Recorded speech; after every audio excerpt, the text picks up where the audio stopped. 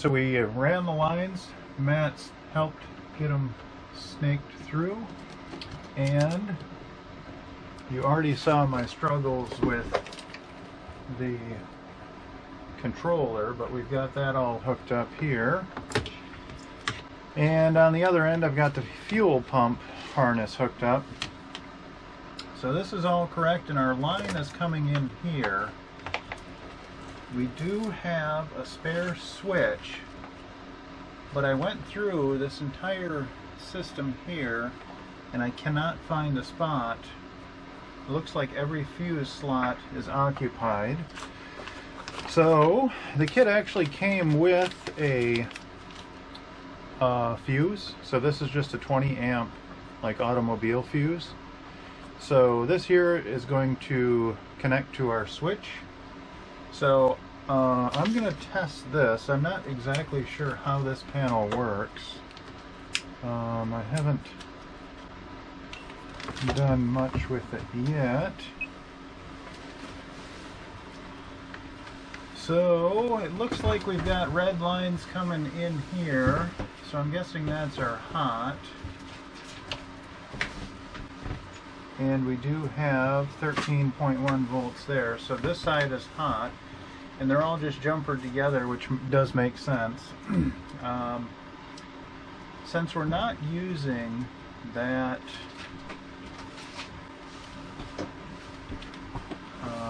we're not going to use a fuse in there, I will need to know where to land my negative here.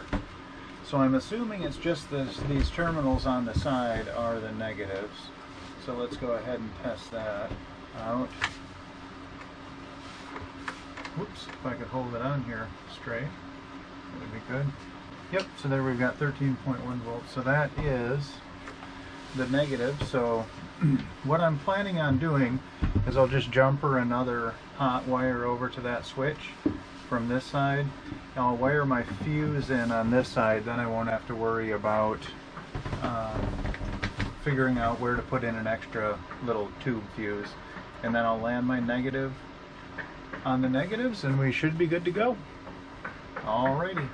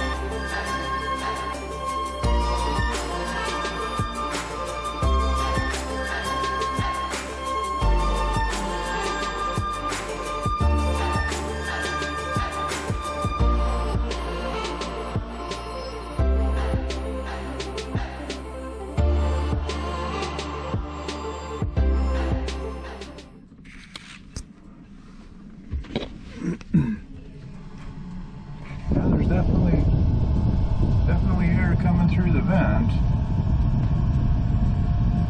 And it's starting to cycle up a little bit.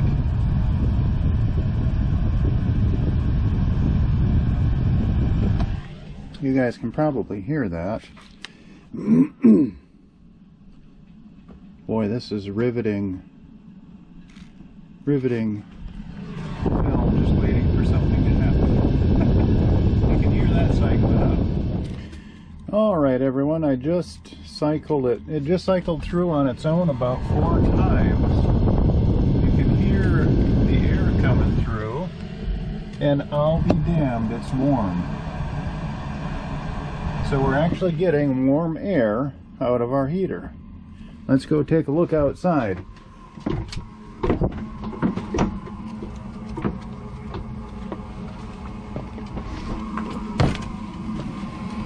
Alright, so you can hear it running.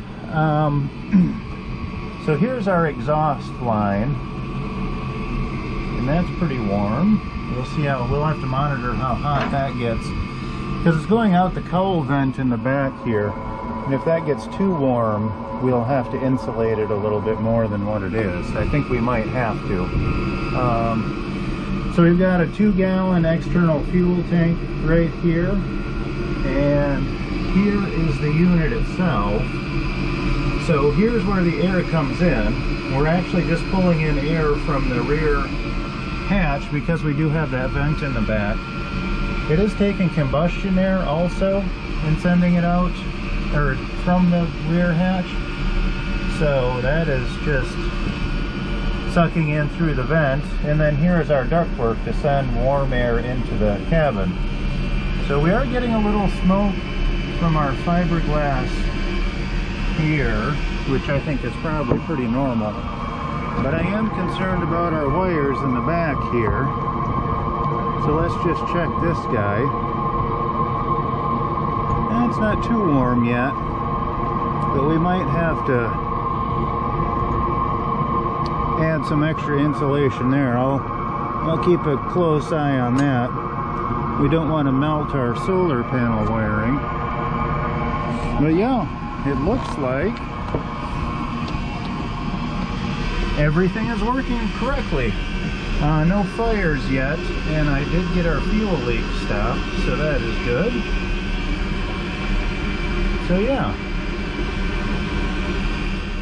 Hey everyone, just a final follow-up on the heater. It is functioning properly.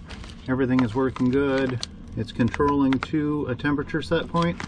We've got it set a little higher right now than we would ever have it, just to see how hot it gets in the back. You can hear the vent. It's not super loud, but it does put out a lot of heat. It heats up this entire cabin. And yeah, it's a mess. I know. We're working on it. But it heated up this entire cabin, including way up at the front, in just a matter of minutes. And then it just ramped back down to maintain temperature. So if we go up top,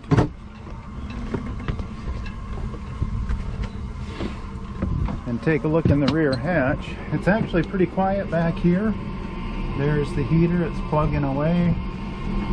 Some people complain about the fuel pump noise, but the fuel pump, when it's operating, really doesn't make that much noise, so that's interesting. And I did add some additional insulation where it goes through the cowl vent here, and it does get warm to the touch. When you first fire it up, it actually gets quite warm. But then when it's just running to maintain temperature, it's actually, you can hold right onto it and it's not too hot, so that is good. As with most things, it's a little bit ugly, but we'll get everything looking pretty. We just have to get out of here and get heading south. So Matt is working hard on getting the netting finished up. He's done a fantastic job on that, which is awesome. We're going all the way around. We just have to secure it along the bottom, and then the puppy dog should be safe. Alrighty, we'll catch you next week.